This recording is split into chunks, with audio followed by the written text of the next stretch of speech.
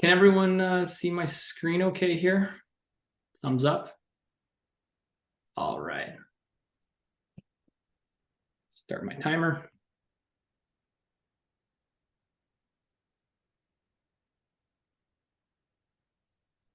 All right. So hello everyone, and thanks so much for attending my talk today. As mentioned, my name is Colin, and thank you, Eloisa, for the wonderful introduction. I'm not going to spend any more time introducing myself here because I do have a lot to get through, and you'll get to know me a bit better over the course of this talk anyways. So the detailed title of today's talk is Beyond Good Intentions, Reflections on Meaningful Engagement in Allyship in Research with Six Nations of the Grand River. But today's talk is not just a talk, it's also a journey. So please join me as we embark on an adventure on the water together. So ahoy there, folks. I'll be your captain today. And as first order of business, we will need to make some initial preparations. So please allow me to set the waterscape. Welcome aboard, everyone. Where are we? Well, we're aboard the SS Wilson, of course. And it's not much, but it's a vessel that's been in the work for years. Now, today we'll be setting our Wilson sails on a personal experience of reflection from my time working in the Haudenosaunee community of Six Nations of the Grand River. And just a little note of who is with us today. We have on board a diverse group of mostly fellow non-Indigenous settlers, mainly those who are engaged in researching the natural world. So I've intentionally directed any insights derived from my reflections towards you. That being said, come one, come all are welcome aboard the SS Wilson. So if there are any friends here of Haudenosaunee heritage, thank you for sharing and letting us navigate your waters today. And this leads to our next order of business. In order to set sail, we must first gather our bearings and map out our route. This includes recognizing both the land that we were on, and the stewards of that land. So starting off with place. As I hinted, our trip today will have us heading into Six Nations territory, which is located here in southwestern Ontario, and we'll be departing off the nearby banks of the Grand River. Now, as we venture up the Grand, we'll be traveling along a reach of the river that flows into the contemporary reserve boundaries of Six Nations, indicated by the red. And to those of you visiting the region for the first time, the Grand River is a major waterway that flows into the Great Lake of Erie, indicated here as we zoom out a little bit on our map. So now, I mentioned earlier that traveling into Six Nations means that we're in Haudenosaunee territory. Let's talk a little bit more about that. So who are the Haudenosaunee people? Well, Haudenosaunee translates in the language to people of the longhouse. And the term longhouse is both a reference to traditional dwellings, as well as the metaphorical longhouse that is made up of the six Indigenous nations that comprise the Haudenosaunee Confederacy. These nations include Mohawk, Oneida, Onondaga, Cayuga, Seneca, and Tuscarora. Now, there's much more to learn about Haudenosaunee culture in Six Nations in order to be respectful, especially if you're interested in forming a research partnership. But we don't have much time here, so that'll have to be homework for our guests aboard the SS Wilson if they're interested in learning more. But as a final note of acknowledgement, the reason why it is so important to recognize and understand both place and people is because as settlers and guests to this land, we have historical treaty obligations that must be upheld.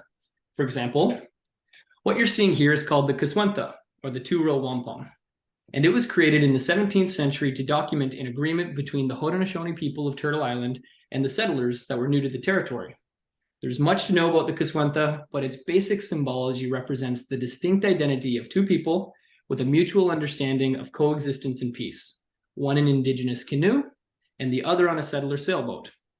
And as such, this treaty not only recognizes Haudenosaunee sovereignty, but also helps provide insight on allyship and the treaty obligations of settlers.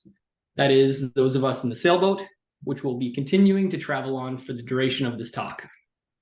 So please keep this in mind today, but also moving forward as you embark on your own research adventures. This is because, while the Two-Row Wampum is an example of treaty obligations towards the Haudenosaunee in this region of Canada, there are many, many treaties across Turtle Island and around the world. And for more information on this, I encourage you to check out a website called nativeland.ca. All right, folks, so we're just about ready to depart. But before we launch, we have two final topics to go over. And these are housekeeping rules and a brief captain's caveat. So today, housekeeping rules refers to the organization and order of our journey. In short, I'll be presenting my reflections in chronological order as I experience them. And to help further organize my reflections, I've categorized them into lessons, concepts, and tools, which will periodically pop up a page that looks like this as we cruise through our tour. And don't worry about taking any notes. Once we get back to the dock, we'll do a final review. And now for the caveats. To avoid overgeneralizing today's reflection, I want to note the rule of thumb that you should always contextualize your practices and follow local community protocols. Water bodies do, of course, vary across regions, as do the people in the communities that steward them. Secondly, the experiences and opinions expressed here today are not necessarily the views of the institutions and research groups I'm affiliated with, and I'm certainly not speaking on behalf of Six Nations. And finally, while I feel like I've learned a lot since starting my own journey and that I do have insights to offer, I recognize that I'm still very much on a pathway of learning. So please do take what resonates with you and perhaps other reflections with a grain of salt. Your training and experience may end up differing greatly from mine. All right, now that we're fully prepared, onward we can go. So to begin, I want to mention that I've been working on research-related work with Six Nations for about 4 years now. So although I would consider myself a junior captain, I was very much a landlubber with no familiarity of these waters not too long ago. We're going to start there and then progress through what I consider notable stages of personal and professional growth, which can be seen here as stepping stones of increasing in size. So where did my grad school begin? Well, in an effort to broaden my environmental engineering horizons, I decided to enroll in the Collaborative Engineering and International Development graduate program at the University of Guelph.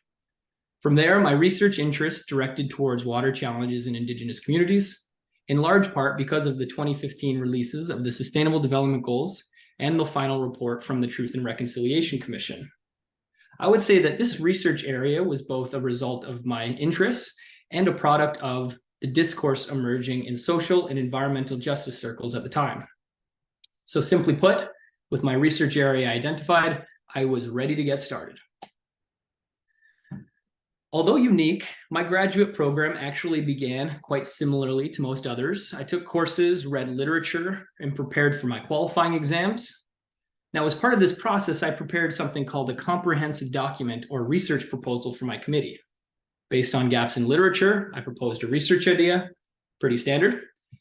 And at the time, I felt I was at least academically quite familiar with common water issues in Indigenous communities across Canada.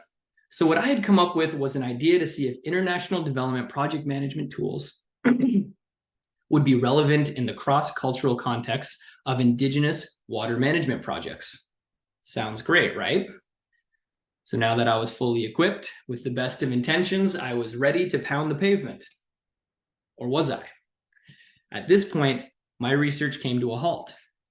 I mean, looking back, a little embarrassing, but where was the engagement? So the next stage of my research journey is what I call the need for engagement period. And this stage began with two very basic and simple questions. Has any Indigenous community expressed interest in this research? And who is benefiting? Well, the short answers are no and me. And just like that, this humbling experience would ultimately end up altering the trajectory of my research for years to come, and rightfully so. Alas, we come to our first stop on our tour together to feature a reflection that provides us with both a key concept and an important tool. The concept I want to briefly touch on here is positionality, because I think understanding this idea can help prevent researchers from inadvertently undertaking such a research approach that is principally beneficial for themselves. One definition of positionality describes the idea as how an author's racial, gender, class, or other self-identifications, experiences, and privileges influence research. To establish your positionality, you have to be honest with yourself and perhaps even go on a journey of self-discovery. What about me makes me want to engage in this particular research? For me, this was honestly not something I had really thought of all that much before, but being exposed to the concept helped me more deeply reflect on why I was interested in doing the research that I was. And on top of good intentions, how I could operationalize engagement to allow for a community to start leading the process. And in terms of a tool for this, beyond simply reflecting on everything in your head, writing positionality statements for your research endeavors can help remind you of what your position is to research, what your biases are, and how to combat them. Now, around this time, I was also learning a lot about research ethics. And what I had come to learn about Indigenous research ethics is that it includes both ethics of working with human participants, especially for communities with socioeconomic inequalities, but also that it referred to Indigenous ethics. Now, to avoid being overly reductionist, I only want to touch on this briefly, but I want to do so by sharing a question that I was asked during my qualifying exam that completely stumped me. Who are the stakeholders in my research? And as I went through the list of collaborators and partners and who my research might be relevant to, I could tell I was starting to reach a little bit, but I was still missing the mark. So finally, I ended up being bailed out. The major stakeholder that I was missing was water. And this was my first major lesson. From an Indigenous ethics standpoint, water is a stakeholder in research. This is explained well in the quote here that states, "This is the basic difference between colonial ontology and Indigenous ontology epistemology. Water is life, water is sacred, and water is alive with a spirit. This difference in understanding what water is the basis for how people manage, understand, and exist with water." Now, in my research methods courses for international development, I was introduced to some very basic ideas related to philosophies of knowledge, like positivism, relativism, realism. But this was the first instance of me engaging with the idea of knowledge pluralism, and that there may be more than one way of viewing the world and the way in which knowledge is produced within it. I recall this tree of knowledge figure in an article on Indigenous ethics really resonating with me, and it made me think about a lot about what I knew about water, why I knew it, and what that meant for engineering. So starting to appreciate the idea that knowledge is underpinned by a particular ontology or worldview, it also made me think more about what it means to decolonize your thinking. At times, this deep ponder turned into overwhelm because I went down the rabbit hole, engaging with literature on knowledge politics, knowledge hierarchies, and ideas related to integrating knowledge. But while quite high level, I do think that these ideas are very important for engineers and natural scientists to engage with, especially when working cross-culturally. So I've decided to include another key concept here. And the concept I'd like to share is ontological violence. In the literature, this has been described as the suppression and silencing of Indigenous ways of conceptualizing and experiencing the world, noting that Indigenous worldviews are marginalized through Westernization, which includes any process used to shape things in a Western mode. Now, without getting into any more detail, if some of these philosophical ideas are new to you and you're interested in learning more, I encourage you to also explore similar terms of cognitive imperialism and epistemic injustice in this context. So, as I mentioned earlier, learning about some of this more philosophical stuff was a bit overwhelming for a technically trained engineer like me. So it definitely added to the confusion in terms of where to begin restarting my approach to this research. And it was at this point that I learned my next big lesson. I have a lot to learn, so I need to take some time to listen. There's a great article called "I Spent the First Year Drinking Tea" that talks a lot about the needs for listening during engagement. In that article, the authors say, spending time in Indigenous communities and actively listening and respecting the ideas of Indigenous knowledge holders is essential to establishing relationships based on mutual trust. The challenges and the opportunities that you can have in engaging communities starts with a respectful standpoint, reciprocity, and listening to what communities want. And it was actually this same article that had some practical advice that helped me begin my community engagement with Six Nations. So this transitions into the next main juncture of our journey, relationship building. Now, having read literature on Indigenous community-based research, I still had yet to step foot in an Indigenous community. So who do I try to partner with? For me, I knew I wanted to be there often, so location was a limitation. But at the same time, I had also started hearing about an interesting research project out of Six Nations called Co-Creation of Indigenous Water Quality Tools. And this project was community-led and had a local Indigenous researcher as the principal investigator, none other than Dr. Don Martinhill. So in what seemed as though the stars were aligning, I decided to jump in headfirst by connecting with Don and volunteering on the project. And looking back, this decision led to what I consider as being one of the most important lessons I've learned. Although I didn't fully understand it at the time, volunteering for Don and working on that research project, which is now called Oneganos, was the best decision I could have made. And what I mean by that is by working for Don on a water project in a home community, I was supporting those who walk two worlds. Dawn, as an esteemed researcher, is a water champion for Six Nations. She knows her community well, of course, and in every personal and professional decision she makes, she's advocating for the Six. She has devoted her career to doing this type of work, so she also deeply understands all the complexities in performing research within this context.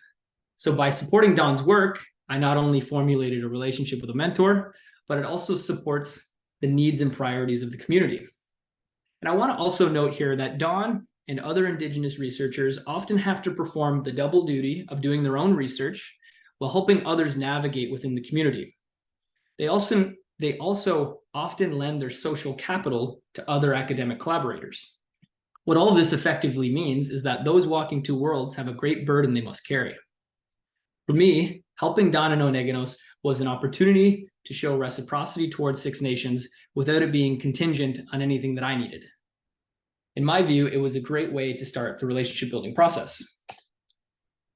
And so there it is. That's how I started working with Oneganos and Six Nations. Here I am almost 4 years later, still going strong. So the last series of reflections I have to share today are from my time working on this research program. So I'm going to share what I consider to be my most valuable insights in quick succession here by asking common key questions, sort of like an FAQ. So for the last leg of our boat tour, consider this going through the rapids. The first question I'd like to pose, you may ask yourself at some point, is how can I make relationship building feel less transactional? And for me, it's what I just touched on, reciprocity outside of my research. Although reciprocity is an important principle in terms of working with Indigenous communities and research, I found reciprocity solely within the context of your own research makes it feel more transactional and less genuine, especially during the engagement and initial relationship building phase. So this is why volunteering and working for Oneganos has helped me a lot. The work I do isn't directly for my research, but it supports Six Nations. It demonstrates commitment and it helps build trust. It means your devotion to community isn't contingent on your own work. I often do refer to my experience as sort of being like a community co-op PhD, and it's something that I do recommend for interested folks to consider exploring. Now, next, how can I learn more about the needs of a community? Identifying needs and priorities will often rely on the relationships that you build, but another great way to learn more about communities' interests is by reading publicly available documents that have been published by the community. For instance, Six Nations, they publish a document called the Six Nations Community Plan. And while this may not specifically outline research goals or objectives, it can help indicate general areas of interest or priority, as well as can provide insights on which organizations work in what areas. This can help you learn about potential research partners to reach out to. And it can also really help to try and gather prior research that has been supported by the community in the past, so you can continue to build on something that has already had support. Okay, next. At what stage of the research should I engage community? And there's a mantra for meaningful engagement that goes early, often, and ongoing. And it helps to think about community-led research as being a collaboration and partnership, such that you should be engaging with your partner continuously during each stage of the research cycle. And this also includes building relations prior to developing research, as well as maintaining them after the project has been completed. This, of course, is only a general rule of thumb, and the extent of engagement should be dictated by the preferences of your research partners. A lot of the time, the folks partnering on research have full-time jobs and are busy with other things. So you also want to be sure you're mindful of their time. One opportunity that I had that helped with understanding this was working on Oneganos research grant proposals that detailed how projects were formulated in partnership with community. If possible, see if you can work with supervisors with experience on this. It can be a great reminder of how to weave community engagement throughout the research, as well as establish important ethical checks and balances. Now, is there a way to facilitate the expectations of project partners? Memorandums of understanding can be a great tool to help with this. MOUs are a non-binding agreement that can help to lay out the research and engagement expectations of all parties. As well, they can often contain details such as what the outputs or deliverables of the project will be, how research data will be handled, and how findings will be reported back to the community. It may also contain important details such as honoraria for partners, what the benefits of the research to community are, and what the next steps are for research beyond this project.